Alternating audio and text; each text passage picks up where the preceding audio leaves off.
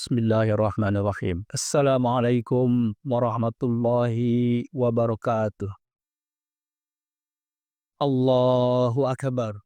Allahu akbar. Allahu akbar. Allahu akbar. Allahu akbar. Allahu akbar. Allahu akbar. Allahu akbar. Allahu akbar. Allahu akbar kabira. Walhamdulillahi katsira. Wa subhanallahi bukratan wa asila. La ilaha illallah wallahu akbar. Allahu akbar walillahil hamd. Alhamdulillah, alhamdulillahilladzi yakhluqu ma yasha'a wa yakhtar. Ahmaduhu subhanahul wahidul azizul ghaffar.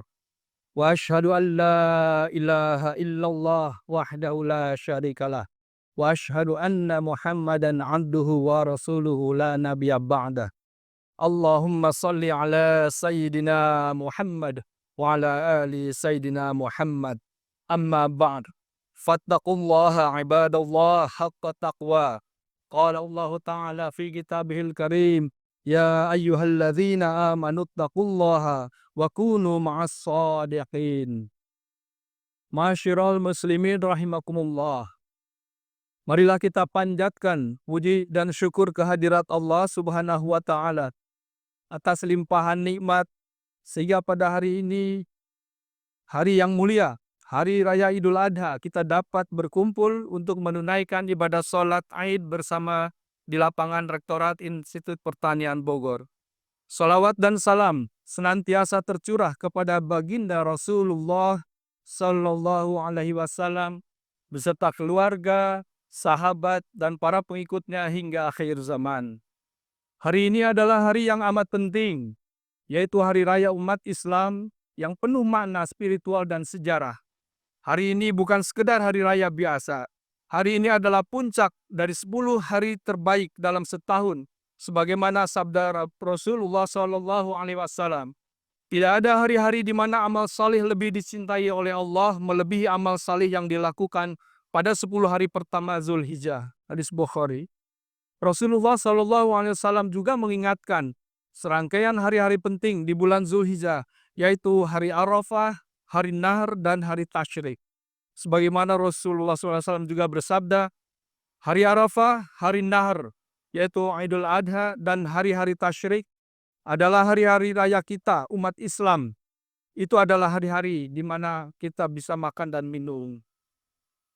Hari Arafah bertepatan dengan hari kemarin, tanggal 5 Juni, hari Kamis kemarin. Adalah hari yang memiliki keutamaan. Yang pertama, bahwa hari Arafah merupakan hari penyempurnaan dan pengakuan Allah terhadap agama Islam. Allah berfirman dalam surat Al-Maidah ayat 3, pada hari ini telah kusempurnakan dan untuk kamu agamamu, dan telah kucukupkan kepadamu nikmatku, dan telah kuridhoi Islam itu menjadi agama bagimu. Ayat ini diturunkan ketika Rasulullah SAW beliau sedang berwukuf di Padang Arafah pada Haji Wada, menandai puncak kesempurnaan Islam sebagai agama. Yang kedua, keutamaan hari Arafah adalah hari yang paling banyak Allah membebaskan hambanya dari api neraka. Nabi SAW bersabda, tidak ada hari di mana Allah membebaskan lebih banyak hamba dari neraka selain dari hari Arafah. Dia mendekat dan membanggakan mereka di hadapan para malaikat. Yang ketiga, keutamaan hari Arafah adalah doa pada hari Arafah adalah doa yang paling mustajab. Rasulullah SAW bersabda, sebaik-baik doa adalah doa pada hari Arafah. Doa yang sangat dianjurkan untuk dibaca pada hari Arafah adalah la ilaha illallah wahdahu la syarikalah lahul mulku wa lahul hamdu wa huwa ala kulli syai'in qadir. Keempat, puasa pada hari Arafah memiliki keutamaan besar bagi yang tidak sedang berhaji. Rasulullah juga bersabda, puasa pada hari Arafah, aku berharap kepada Allah agar menghapus dosa setahun sebelumnya dan setahun setelahnya. Betapa besar kasih sayang Allah Subhanahu wa Ta'ala kepada hamba-hambanya yang beriman, sehingga bagi kita yang tidak berada di Padang Arafah, tetap mendapatkan ampunan dosa 1 tahun lalu dan tahun depan bagi mereka yang berpuasa di hari itu. Semoga Allah mempertemukan kita kembali pada hari Arafah di tahun depan. Amin ya rabbal alamin. Maka pada hari Arafah itu sebaiknya kita mendekatkan diri kepada Allah dengan memperbanyak doa, bersimpuh memohon ampun dan memperkuat keyakinan, muhasabah diri dan membaca Al-Quran, dan tentu saja berpuasa bagi yang mampu. Jangan biarkan hari-hari yang istimewa ini berlalu tanpa amalan yang bermakna. Semoga Allah menjadikan kita termasuk orang-orang yang mendapat ampunan dan pembebasan dari api neraka di hari Arafah ini. Amin ya rabbal alamin. Ma'asyiral muslimin rahimakumullah. Di hari raya ini, kita juga diajarkan untuk berkurban, menyembelih hewan. Sebagaimana Allah berfirman dalam surat Al-Kautsar ayat 2, maka laksanakanlah sholat karena Tuhanmu, dan berkurbanlah sebagai ibadah dan mendekatkan diri kepada Allah. Sabda Rasulullah Sallallahu Alaihi Wasallam, tidak ada amalan yang dilakukan oleh anak Adam pada hari nahar yang lebih dicintai Allah selain menyembelih Quran. Hadis riwayat Tirmizi. Kurban adalah lambang kepasrahan, kedisiplinan jiwa, dan keyakinan bahwa Allah akan membalas setiap pengorbanan hambanya. Hikmah di balik penyembelihan hewan kurban adalah kita dituntut untuk mampu menghilangkan kesombongan, ego, rasa takut, keraguan, dan sikap putus asa sebagaimana Nabi Ibrahim mampu menghilangkan hal tersebut ketika mendapatkan perintah menyembelih Ismail putra yang disayanginya. Dengan menyembelih hewan kurban, kita menjadi lebih optimis akan adanya bantuan Allah dalam memperjuangkan kehidupan, sehingga kita tidak gentar oleh rintangan hidup sebab Allah telah berjanji, barang siapa bertakwa kepada Allah, niscaya Dia akan memberikan jalan keluar dan rezeki dari arah yang tidak disangka-sangka. Allah juga menghibur kita semua bahwa sesungguhnya bersama kesulitan ada kemudahan. Ma'asyiral muslimin, mari kita jadikan Idul Adha sebagai momentum pembaharuan iman, penguatan optimisme, dan semangat untuk terus berjuang. Mari kita meniru sikap Siti Hajar dalam ikhtiar, meniru Ibrahim alaihissalam dalam ketaatan, dan meniru Ismail alaihissalam dalam kesabaran, dan yakinlah bahwa pertolongan Allah itu pasti datang. Kita mengenang perjuangan Siti Hajar yang luar biasa saat ditinggalkan Nabi Ibrahim di lembah tandus Mekah bersama bayinya Ismail. Beliau tidak mengeluh dan dengan penuh keyakinan pada Allah ia bertanya, "Wahai suamiku, apakah engkau akan meninggalkanku bersama Ismail di padang tandus seperti ini?" Ibrahim tidak menjawab. Lalu Siti Hajar bertanya kembali, "Apakah ini perintah Allah, wahai suamiku?" Ibrahim menjawab, "Iya." Maka Hajar pun berkata, "Jika demikian, Allah tidak akan menyia-nyiakan kami." Bayi Ismail mulai menangis, sangat kehausan. Kemudian Siti Hajar berlari antara Safa dan Marwah 7 kali bolak-balik dalam keadaan haus dan gundah, namun tetap berikhtiar mencari sumber air. Dari ikhtiar itulah Allah munculkan air Zam-Zam, pertolongan yang datang setelah perjuangan dan keyakinan. Pelajaran penting yang bisa tarik dari peristiwa ini adalah bahwa Allah tidak akan meninggalkan siapapun hambanya yang telah benar-benar berusaha secara maksimal dan dengan penuh kesabaran dalam menjalankan ketaatan kepada Allah Subhanahu wa Ta'ala. Kisah Nabi Ibrahim alaihissalam dan putranya Ismail adalah puncak kepasrahan, keimanan, dan pengorbanan dari kedua orang yang menurunkan keturunan-keturunan Nabi berikutnya. Ketika Allah memerintahkan menyembelih anaknya, Ibrahim berkata, "Wahai anakku, sesungguhnya aku melihat dalam mimpi bahwa aku menyembelihmu, maka pikirkanlah apa pendapatmu." Ismail menjawab, "Wahai ayahku, kerjakanlah apa yang diperintahkan kepadamu. Insya Allah, engkau akan mendapatiku termasuk orang-orang yang sabar." Dan saat keduanya pasrah, maka Allah menolongnya, dan kami tebus anak itu dengan sembelihan yang besar. Pelajaran penting dari kedua peristiwa itu adalah, pertama, kita harus memperjuangkan dengan segala upaya untuk taat kepada Allah. Setiap perintah Allah, pasti Allah menyertakannya dengan solusinya. Sehingga kita menjadi orang-orang yang optimis. Yang kedua, kita harus sabar dan yakinlah, karena pertolongan Allah itu pasti datang bagi hamba yang taat kepadanya. Yang ketiga, Pertolongan Allah datang di saat yang paling tepat menurut Allah, ketika hamba telah menunjukkan usaha maksimal, kesabaran total, dan keyakinan yang penuh. Allahu Akbar, Allahu Akbar, Allahu Akbar.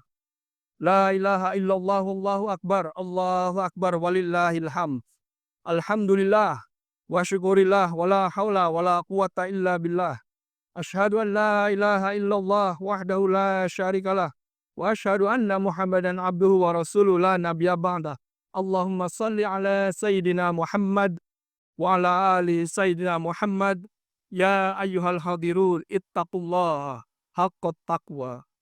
Jamaah Idul Id rahimakumullah. Marilah kita sama-sama berdoa dengan penuh kerendahan hati, dengan penuh harapan akan kabulkan doa. Allahumma gfir lil muslimin wal muslimat, mu'minin wal mu'minat, al ahya'i minhum wal amwat, innaka sami'un qaribun mujib da'wat, wa ya qadhi al hajat. Allahumma ya ghafar, ampunilah segala dosa dan kesalahan kami, dosa dan kesalahan kedua ibu bapa kami, guru-guru kami, saudara kami, tetangga kami, teman kami, dan seluruh kaum muslimin dan muslimat, mukminin dan mukminat, ya Ghafurur Rahim. Allahumma ya Rahman, hari ini kami mempersembahkan kepadamu kurban hewan kami. Kami sadar bahwa Engkau tidak membutuhkan daging dan darah hewan yang kami kurbankan. Sesungguhnya Engkau hanya ingin melihat keikhlasan dan kemantapan hati kami menyambut perintah-Mu. Oleh karena itu, terimalah amalan kurban kami, puasa dan doa-doa kami di hari Arafah, ya Zat yang Maha Mendengar. Allahumma ya Tawwab, saat ini ayah ibu kami, saudara kami, teman kami sedang berada di tanah suci-Mu, melakukan perintah-Mu, melakukan ibadah haji semata-mata untuk mendapatkan keridhaan-Mu. Maka jadikanlah mereka haji yang mabrur, ya Allah. Berilah kesehatan kepada mereka dan permudahlah urusan haji mereka, dan kembalikan mereka kepada kami dalam keadaan sehat walafiat, tiada kurang satu apapun, ya Allah. Ya Allah, ya Rabb, tunjukilah para pemimpin bangsa ini ke jalan-Mu yang lurus. Berilah mereka kesabaran dan keistiqomahan dalam memberikan dan yang terbaik untuk bangsa dan negara ini. Sadarkan orang-orang yang zalim di antara mereka. Tampakkan orang-orang yang berhati buruk dan meriat makar terhadap kami. Sibukkanlah orang-orang yang zalim dengan kawan-kawan zalim mereka. Jangan Engkau beri kesempatan berkuasa kepada mereka yang tidak mempunyai rasa takut kepadamu dan tidak menaruh belas kasihan kepada kami. Ya Allah, anugerahi kami rasa takut kepadamu, hingga dapat menghalangi kami dari berbuat maksiat kepadamu. Anugerahkanlah kepada kami ketaatan kepadamu yang mampu mengantar kami ke dalam surgamu. Ya Allah, lindungi dan berilah pertolongan yang sangat menolong bagi saudara-saudara kami yang sedang berjuang di tanah Palestina. Bantulah para mujahid di Gaza dan Kashmir, dan juga di belahan bumi manapun, ya Zat yang Maha Kuasa atas segalanya. Ya Allah, ampuni segala dosa saudara-saudara kami seiman dan seperjuangan, dan ampuni dosa-dosa kaum muslimin dan muslimat. Jangan biarkan tumbuh dalam hati kami rasa hasad, dengki, dendam, permusuhan, dan perselisihan. Jadikan jiwa dan hati kami berkumpul di atas mahabbah dan kecintaan kepadamu. Himpunlah jiwa kami dalam ketaatan kepadamu, bersatu padu dalam dakwah dan perjuangan membela agamamu. Ya Allah, kokohkanlah ikatan persaudaraan kami. Kekalkan cinta di antara kami. Tunjuki jalannya, penuhi dengan cahayamu yang tak pernah pudar. Lapangkan dada kami dengan gelora iman dan takwakal kepadamu. Hidupi ia dengan makrifat kepadamu, dan matikan dalam syahid di jalanmu. Ya Allah, jadikanlah sebaik-baik amal kami adalah saat kami menutupnya. Jadikan sebaik-baik usia kami adalah saat kami mengakhirinya, dan hari terbaik kami adalah saat kami bertemu denganmu. Ya Allah, dengan kerendahan hati, kerendahan diri, dan ketundukan hati kepada Engkau, kami memohon agar Engkau mengabulkan permohonan dan pinta kami ini, ya Allah. Amin ya Rabbal Alamin. Rabbana taqabbal du'a innaka antas samiul alim wa tub alaina innaka antat tawwabur rahim. Rabbana atina fid dunya hasanah wa fil akhirati hasanah wa qina adzabannar. Subhana rabbika rabbil izzati amma yasifun wa salamun alal mursalin walhamdulillahi rabbil alamin. Wassalamualaikum warahmatullahi wabarakatuh.